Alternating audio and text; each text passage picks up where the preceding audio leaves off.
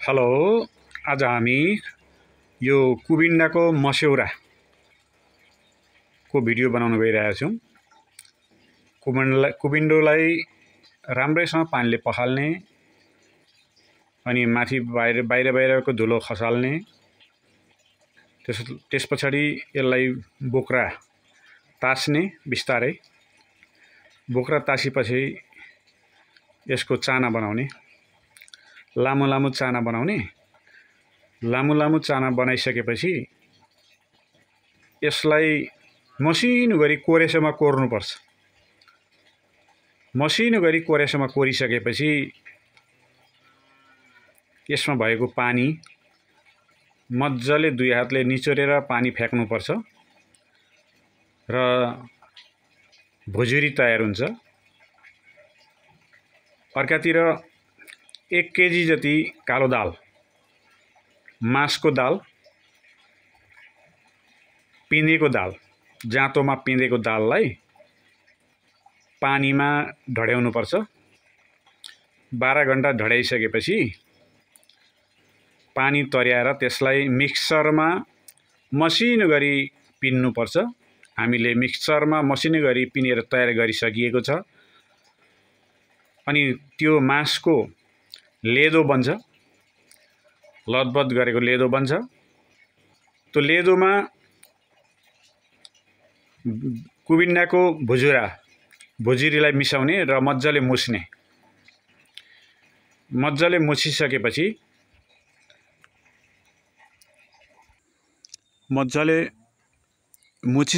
त्यसलाई नाङ्लोमा सानो सानो थुप्रो बनाएर राख्दै जानुपर्छ। अनि नाङ्लाभरि मसिना मसिना थुप्रो बनाउँदै गएपछि त्यसलाई घाममा मजाले सुकाउनुपर्छ। घाममा सुकिसकेपछि 2 घाम 3 घाम मजाले घाममा सुकिसकेपछि अब मस्यौरा तयार हुन्छ। तयार भएको मस्यौरालाई हामी यहाँ देखाउने छौँ। यसरी कुबिन्डाको मस्यौरा तयार हुनेछ। घाममा सुकिसकेको हो यो मस्यौरा। अब यसरी नाङ्लामा मजाले घाममा सुकाएपछि यसलाई हामीले यसरी भेला गर्न सक्छौँ। यस्तो बन्न सक्छ।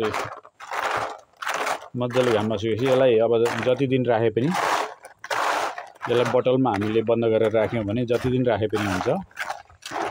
र जतिखेर हामीलाई तरकारीको खाँचो हुन्छ, चैत वैशाखतिर तरकारी हुँदैन नि, त्यतिखेर हामी यो झिकेर यसलाई हामी गोलभेडा मिसाएर पकाएर चाहिँ एकदम मिठो गरी खान सक्छौँ।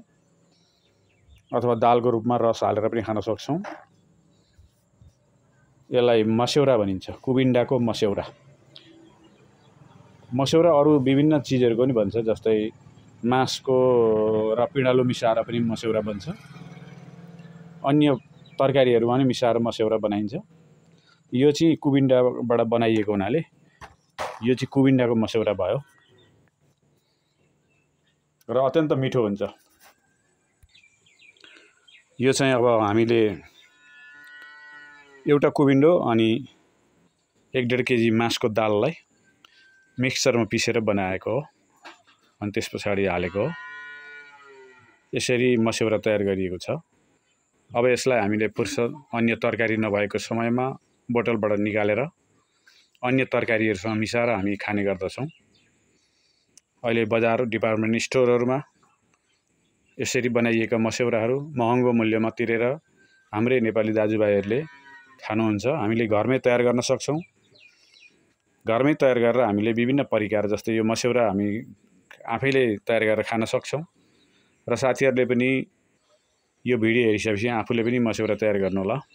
योभन्दा अगाडिको भिडियोहरूमा हामीले कसरी मस्यौरा बनाउने भन्ने कुरो चाहिँ योभन्दा अघिल्ला भिडियोहरूमा हालिसकेको हुनाले यहाँ चाहिँ तयारी मस्यौरा मात्रै देखाइएको छ।